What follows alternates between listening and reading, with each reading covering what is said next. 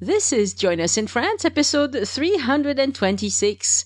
Bonjour, I'm Annie Sargent, and Join Us in France is the podcast where we look around France and leave no stone unturned. Today, I want to take you back to the day the Paris Metro opened on July 19th, 1900.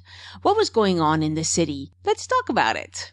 If you like what we do here at Join Us in France, consider supporting the show by going to patreon.com/join us and by visiting joinusinfrance.com/boutique to check out my cookbook, Join Us at the Table, and my Paris tours.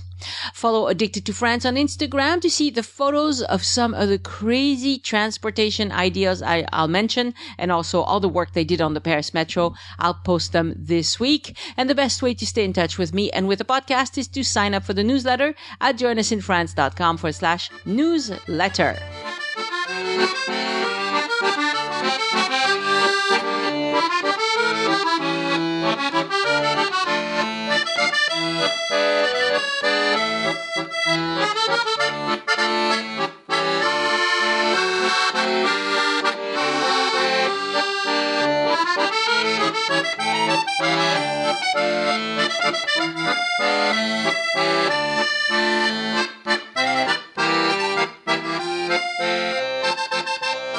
A lot was happening in Paris in 1900, but the two things I would like to focus on today were the Exposition Universelle de 1900 and the inauguration of the Paris Metro, which both happened that year. Paris had a lot to live up to with that universal exhibit. After all, the 1889 Expo gave rise to the Eiffel Tower, and how do you possibly top that? In 1900, they had a pavilion on electricity and lots of gorgeous country pavilions that boasted the best of their respective countries. But what was exciting and new in Paris? The Paris Metro, of course. While not as glamorous and visible as the Eiffel Tower, the Paris Metro transformed the city and continues to be a central part of Parisian life and visitors' life alike. They started thinking about adding a large transportation system in Paris in 1871, and there were several competing ideas, of course. They wanted to have something operational by 1889, the World Fair, but that didn't happen, and so the first metro started service on July 19th, 1900. They did not inaugurate the Paris Metro to great fanfare because it was a controversial project and politicians felt it was safer to keep everything low-key. Before they got to this inauguration, they went through a lot of proposals, and opposing ideas were battled out in official meetings and also in the newspapers. But the real issue was choosing the right metro technology for Paris. And there is a lot to think about because those decisions will impact life in the city for decades to come, hundreds of years to come, really. Jules Garnier proposed an aerial rail system. Now, this Garnier, Jules Garnier, is no relation to the Charles Garnier of Paris opera fame. But so Jules Garnier argued that transportation systems on the ground were messy, and Paris had a tramway system as well as horse and buggy in 1900. That underground would not be to the taste of Parisians because being underground is not healthy, and that logically an aerial system was the best solution.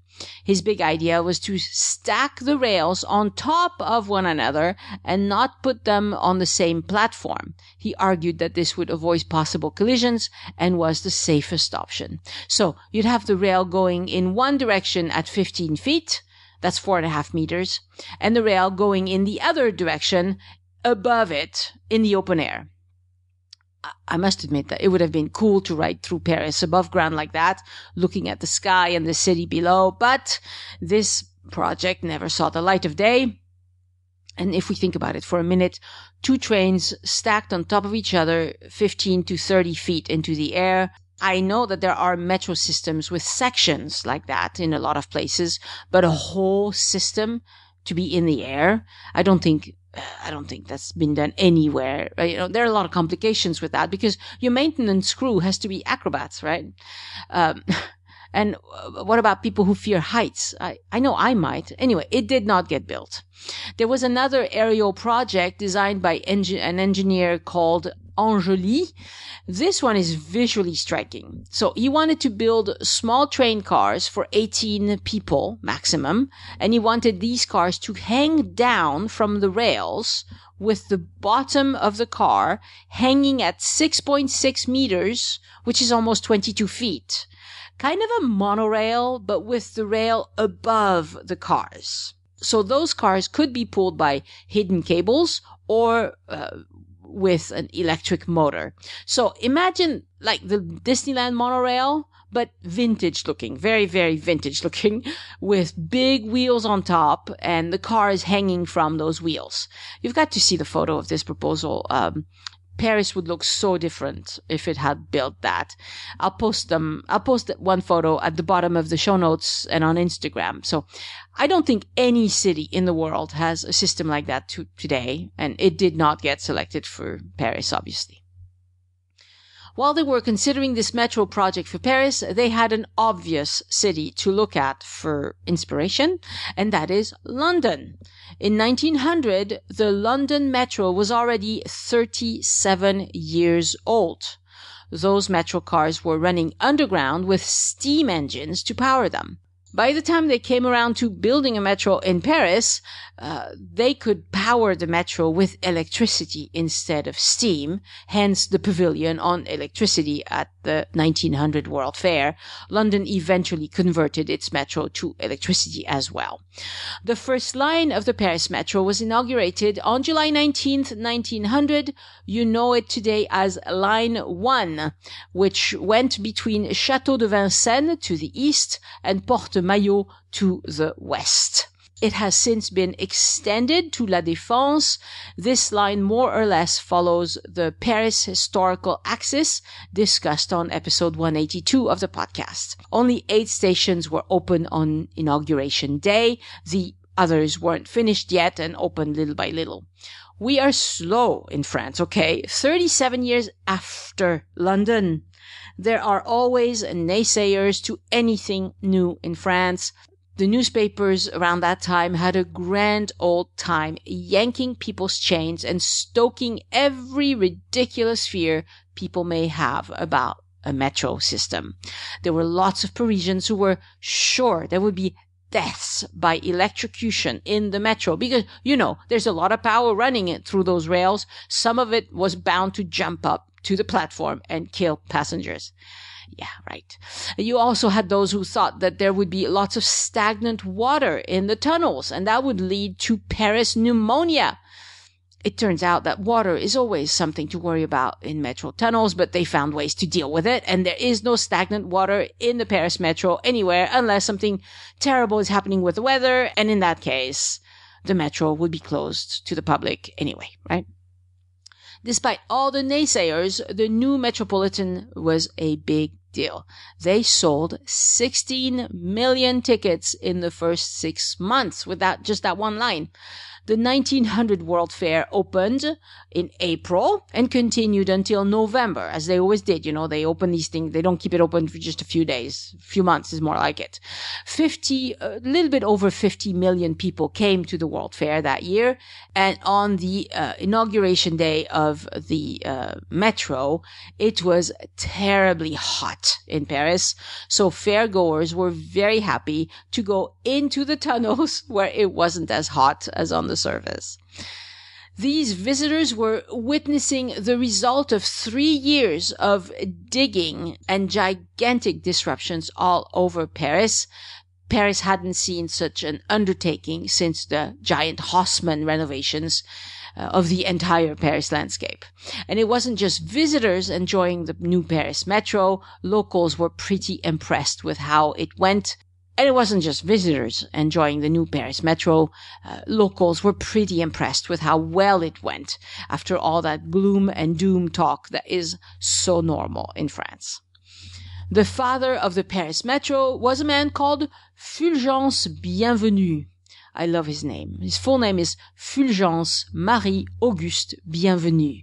He was born and raised in Brittany, the 13th and last child of a very Catholic family.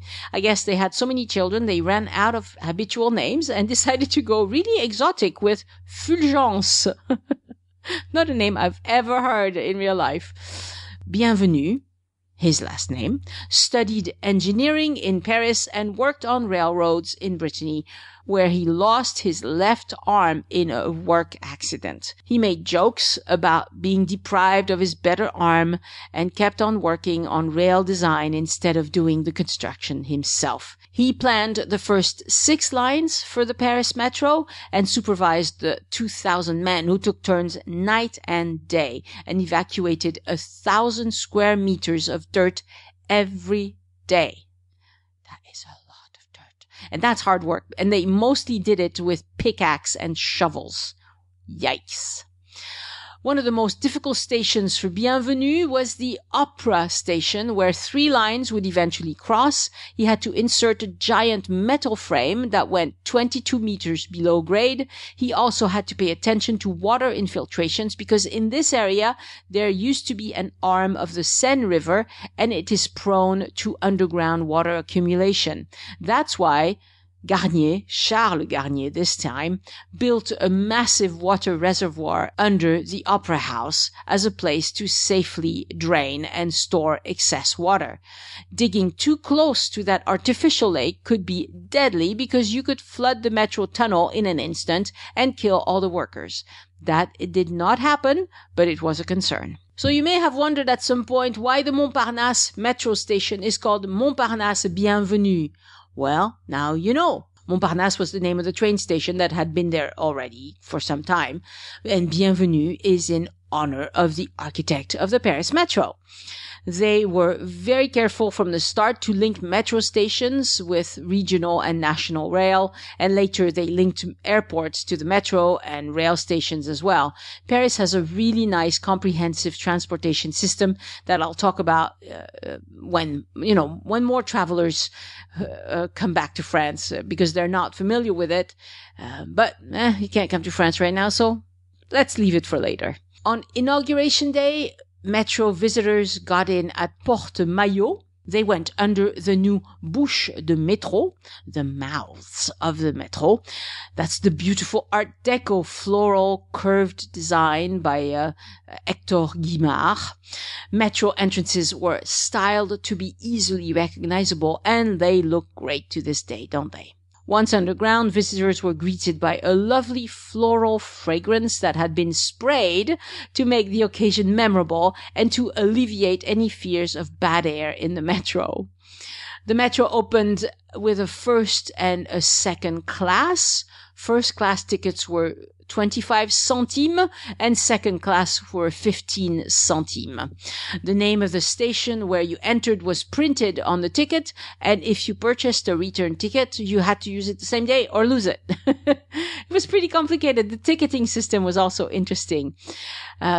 First class had plush seats. Second class only had wooden benches. Each car could take 40 people. Metros could run as fast as every 2 minutes, and an employee opened and closed the doors. How it has changed.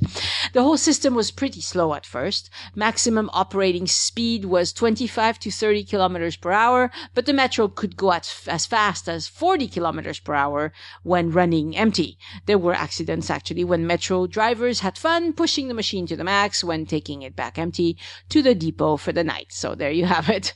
Line 1 was 10 kilometers long, and it took these early cars half an hour to complete the trip and make the 8 stops. Today, the line is much longer and has many more stops, and it takes 38 minutes on average to complete one run. Going from one end of Paris to the other in 30 minutes seemed like a miracle at the time because it took so much longer to take a similar trip on the surface. And that's still the case today, right? As a matter of fact, by now, the RER would be a better choice than the metro to go across Paris because it's faster and it doesn't stop as much. But that's a topic for another episode. In 2007, they automated Line 1, which means that it runs without a driver, and there are access gates in many stations. It turns out that they were worried about all the wrong things initially.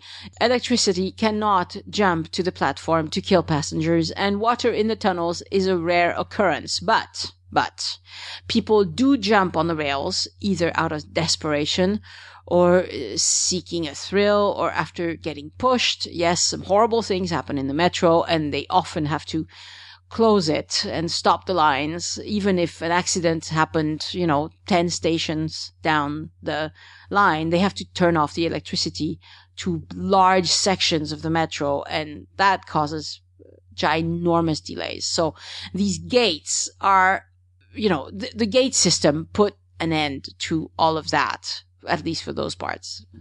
It's not everywhere. It introduces some technical difficulties because the train doors now have to line up perfectly with the gates. But, by now, all modern metro stations being built today have this sort of a gate system from the get-go. Despite its flaws, the first iteration of Line 1 was an immediate success, as attested by the 16 million tickets sold in 6 months. People were blown away by the convenience of the metro and were probably wondering why were we so worried. But of course, people are not very happy to admit that they were wrong, right? So you had the same people who were complaining that the metro would kill you with pneumonia or something, who then were like, that's pretty nice. And it really helped that Inauguration Day went great. No part of the tunnel caved in. Nobody died for lack of fresh air. No houses were rattled to the point of collapse on the surface. Yes, there were people worried about all of that. And the newspapers gave them plenty of space to express those fears because, fear sells newspapers. Opponents of the metro found an amazing slogan. You have to find a good turn of phrase. They said the metropolitan would become a necropolitan. Pom, pom, pom. Killer metro. Even some medical doctors who should have known better joined in the chorus of naysayers. They said maybe by riding the metro, you'd put yourself in close proximity to the sewer system, and that might lead to disease? Oh, please. Religion had not been a major part of French life since the Revolution, but there were priests and devout Catholics who worried that there might be digging around human remains, such as, catacombs and such. That did not happen, but, I can see why that would have been a concern, of course. This doesn't mean that there weren't challenges. As you probably know, there are a lot of tunnels and old quarries under Paris. When they needed stones to build houses, people dug right underneath their feet to go get the stones. And many of these quarries were unofficial and never got marked. So there were always surprises. As they were digging the metro, they ran into a lot of underground cavities that they were not expecting. Let's put it that way. The Seine River also used to have arms all over that basin. They were drained, of course, but many areas still had large deposits of humid sand. And that's not ideal for a metro because it's not structurally sound at all, and you need to build up strong tunnels to hold up all that wet sand, right? If you happen to be digging into hard rock, that's a tough job to begin with, but it's not likely to cave in. If you're digging into soft, sandy dirt, cave-ins are not rare, and that makes it harder. Line 1 of the Paris Metro does not go under the river, but it goes right along it, hence all the surprises with the wet spots. I remember how when they built the first line of the metro in Toulouse, where I grew up, in the late 80s, they had to freeze the ground in order to safely go under the Canal du Midi, and I lived right close to there. You could see giant refrigerators on the surface, giant compressors that pumped cold air. I don't know if it was cold air or cold something underneath the ground and freeze the grounds while they were building a metal structure strong enough to keep the soggy dirt away from the tunnel. They had no such technologies in 1900, but eventually they managed to go under the Seine and under the Canal Saint-Martin. Both were soggy propositions, but they used pumps and strong steel, and it works, On the other hand, there were also very optimistic predictions for how this metro could transform lives and bring about a bright, beautiful future, The advantages of quick and inexpensive transportation were very clear. Anyone could easily get around Paris and move away from the city center now. Lots of people chose to move out of tiny apartments in the central arrondissement and go a little further where they could afford a bigger place. People also came in to work. New people arrived in Paris to work, and they could use the metro. You could ask, did that really improve their daily lives, spending all that time in the metro? Yeah, maybe.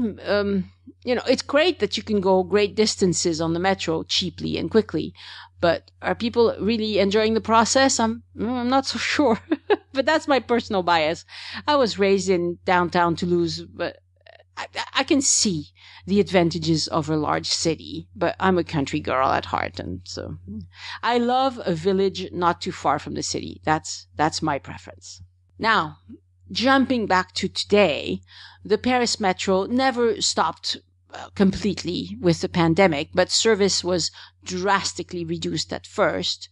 By now, metro service in Paris is just about back to normal, whereas TGV and flights and other trains are not back to normal yet. Metro cars aren't as full because there are no visitors, but they are still packed at different times during the day. Companies are supposed to make it possible for people to work from home, but that's not happening even when it could happen. Let's put it that way. Private business have a lot of say in that, and the mentality hasn't changed. They still want to see their employees show up at work. Otherwise, they think they're not going to work. So that's unfortunate. But at least masks are mandated on any form of public transportation in France. But you always have the people who, I suppose, don't understand how breathing works, and they keep their mask under their nose. But they haven't been able to trace a single cluster to the Paris Metro, so that's good news. Overall, the Paris Metro has been a huge success. As I mentioned earlier, the Paris transportation system includes the metro, the RER, which goes further and faster. It also has trams, a funicular to go up the Montmartre hill, a whole bus system, transportation to and from the airports, TGV trains to take you to various destinations at high speed, and good old trains that go at normal train speeds, but go to more places. And of course, we also have lots and lots of regional buses, as well as city buses. So I'll plan an episode to explain all of that, so you can understand that there is a method to the madness, and it works pretty well once you understand how we get around this public transportation system. That's it for today. I have great hopes. The Paris Metro will continue to take us places all over Paris, as it has since 1900. Again, I want to thank my patrons for supporting the show and giving back. Patrons get several exclusive rewards for doing so. You can see them at patreon.com/join us. Patreon, join us, no spaces or dashes. Thank you all for supporting the show. Some of you for many years now. You are wonderful. And a shout out this week to new patrons, Casey Jones, Brian Coland, Garth Harth, Tony Baker, and Greg Rutter. Thank you so much for becoming patrons and making this podcast possible. And Tony wrote, while listening this afternoon, it struck me how unfair it is for me to regularly enjoy all your hard work without giving back. After all, I wouldn't think twice about buying an Amazon or Netflix subscription. I hope loads more patrons join so you can keep delivering this very welcome and enjoyable link to France. Well, thank you very much, Tony. That's my hope also. This week, I I published a French history brief about the ever fascinating French alchemist Nicolas Flamel. This was very fun to write and to read to you, and I really love digging into the French National Archives online when doing research for these stories, which I did for this story as well. That's the Gallica, Gallica, is where you'll find all sorts of good stuff. Hello, Elise. How is your Patreon going? Well, thank you for asking me, Annie. My Patreon, Elise's Corner, is very nice right now. It's going slowly but steadily. I have more patrons each time. I put out an episode, and each time I think we do a podcast. Mm-hmm. And I'd just like to take a second to thank you, Annie, because it's really thanks to you that I have a Patreon site. It's thanks to you that I'm doing the podcast with you. Well, you're very kind. You're really helping me, because God knows, as you well know, me and technology are not compatible whatsoever. That is the truth. That is the truth. That is absolutely the truth. So I just think everybody should know that it's really thanks to you, Annie, that this is all happening. And it's really something, I think, at this point that is really nice, because it's been a really rough year. There's been no guide work and anything else. So thank you all out there, all of you patrons from Patreon. And I would like to just give a shout out to 4 new members. Martina, thank you very much. She wrote me back a nice little message after I sent her a thank you. Heather as well. Emily, who reinscribed, and thank you so much. We also had a very nice little conversation. And Ellen. So I have 4 new members as of yesterday. Wonderful. Thank you all. So to sign up for Elise's Corner, you go to patreon.com, patreon.com/Elise Art, ELYSART, right? That's right. There we go. Thank you, Elise. Thank you, Annie. And also, this time I really want to do a special shout out for all of you who make French dishes from my cookbook. Join us at the table and take photos of the food. Some of you do it with the book in the background. Eileen Sotomora, you post gorgeous photos like that. You're not the only one, but you're the one who comes to mind because you've done it a few times. Thank you so much. And if you do that, make sure to tag me so I can see those photos. French tip of the week. Ils ont un coup dans l'aile. You might ask, what? They got hit in the wing? What does that mean? Oui, ils ont un coup dans l'aile. This is a euphemism for they had too much to drink and are acting silly. Avoir un coup dans l'aile. Just like, if the image is a bird that got hit with a gun, with some sort of pellets or gunshot or whatever, they wouldn't fly right. Well, that's what it is. Okay, so I announced that I have big news on the Facebook group, and I am so happy to announce that I got my first dose of the AstraZeneca vaccine 2 days ago. I feel so lucky that this was available to me. I know millions of people are waiting for this vaccine and they cannot get one at this time. But I want you to know that I did not call in any favors. I did not jump the queue. The rules are such in France that family doctors started getting doses of the AstraZeneca, that's the Oxford vaccine, to administer to their patients that have comorbidities and are between the ages of 50 and 65. And my husband and I fit that description. So our family doctors asked us if we wanted to get the vaccine this week. And of course we said, yes, absolutely. Right away. I'll run to your, I'll come running. Now the funny thing is my husband hardly got any side effects from the vaccine besides a little bit of soreness at the injection site. And I got almost all the side effects that the doctor said could happen. He said fevers, chills, headache, general aches and pains. He said I could also get kind of digestive problems. Well, I didn't have the digestive problems, but I had a fever for a good 30 hours. I had chills. I had the headache. I was achy all over. I was tired. But, all I had to do is take paracetamol to make it completely bearable. And, and by the second day already, I'm much better. So, I must admit, this is the most side effects I've ever had from a vaccine, because I was vaccinated not long ago for shingles, and that went out like, I mean, besides the initial shot, I felt nothing. So this is a little heavier, but so worth it. And I will gladly take my booster shot in 6 weeks. Now, what about reopening for travel? I know a lot of you are wondering about that.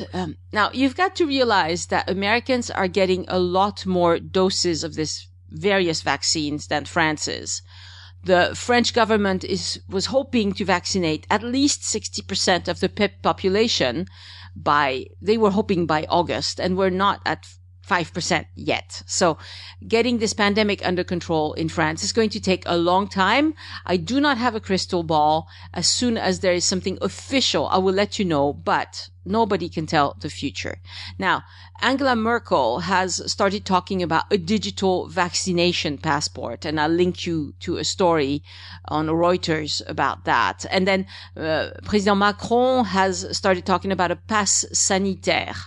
The thing is, Macron doesn't want to link it to vaccination necessarily. And I think he's correct, because there are so many people who would like to be vaccinated and they can't. Younger people, for example, can't do it. There's this strange thing where, if you're under 65, you can get AstraZeneca. But if you're above 65, but not in a nursing home, which is a lot of people, that's most people, right? Well, you can only get Pfizer or Moderna, and there's not enough of them available at this time. So I agree with Macron that it's important to have some sort of official way to show that either you've been vaccinated or you've had a clean bill of health recently. But I'm not sure how it's going to be implemented in France. So they're thinking about it. We're not there yet, but it will probably happen. Are they going to require that from visitors? I don't know. Maybe not. The issue right now is we can't even go to a restaurant or a movie or a theater or anything. We're all at home pretty much. It's work and home, and that's it for most French people. So that's the biggest issue. Now, 80% of nursing home residents have been vaccinated in France, and some of them have counterindications and some have refused the vaccine repeatedly. So that's 80% is probably as high as it's going to get for that population. The objective in France was always to protect those who are most vulnerable, so the older people, and also to keep kids in school. Those are the two biggest objectives of the government. That's it. Allowing visitors back in is not something that our president really talks about ever, because we have other urgent problems to tackle, like getting to the point where we can start a normal life again, go out to eat and drink and enjoy normal life, Then visitors will be able to come back. But I think travel will resume later than we'd all like, and that, some sort of health pass will be required from locals and visitors alike, so we can get around places. And you've got to understand that life has come to a standstill in France in ways that hasn't been the case most places, in the US anyway. We were doing a family Zoom with my in-laws just yesterday, and my mother-in-law mentioned that they went to a restaurant finally, after months of not doing that. They went to a restaurant to celebrate with family members, just a select number of family members. Well, in France, all restaurants are closed, and they have been closed for a long time. So some of them have switched to takeout, but now we have the curfew at 6 p.m. So this is only viable for lunch. So, do you all have to be home by 6 p.m.? That's not a lot of countries are doing that. And most English-speaking countries that I'm aware of don't have any such mandates. So, don't come yet. It's no fun. Don't come yet. Okay? Be patient. And France is on track to vaccinate 60% of the people by the fall. When in the fall, I don't know. At first they were saying August, but that goal has been pushed back because there aren't enough vaccine doses to get around. And it really does not help that Sanofi Pasteur, the French vaccine giant, failed to produce a vaccine, and then they decided to give up on that effort because their vaccine would be too late to the party, right? So now they will switch their factories to produce the Pfizer vaccine, but for some reason they can't start that until August either. So yes, once Sanofi Pasteur starts pumping out vaccines, it'll go faster, but that's not till August, right? So French pharma has not come up with a vaccine and has given up trying. By comparison, American pharma has 3 vaccines so far, with more to come. So it's a huge difference. And I think visitors need to realize that we're behind. Honestly, we're behind. Okay. So let's just be patient and try and stay healthy and do the best we can to have as normal of a life as we can, given the circumstances. This week I finished reading a book called The Matchmaker of the Perigord. It was very cute. All the plot points worked for France. It's a bit far-fetched, but, it's fiction. That's allowed. It was a cute book. I don't know that I'll put it on my faves page. No, I wouldn't call it my favorite book, but it was cute. So if you're looking for a cute book that is set in France and has somewhat to do with life in France in a far-fetched way, The Matchmaker of the Perigord is a fine choice. Now, going forward, I'm planning an episode about Napoleon for the early May. So I've got lots of Napoleon books that I want to get to.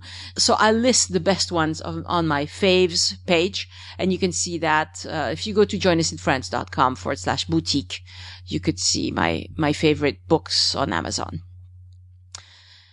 This week, I spent a lot of time building a garden shed. I like home renovation projects, and I've done a lot over the years, and I have a lot of tools. But yeah, this is something that runs in the family. My father was a craftsman and a tinkerer. He was an electrician by trade. My brother has done a lot of renovation over I was going to say years, but it's more like decades by now. He has an old house in the mountains. But to me, building a shed was adventurous. We hadn't done that, before. So I framed the floor, which was heavy beams.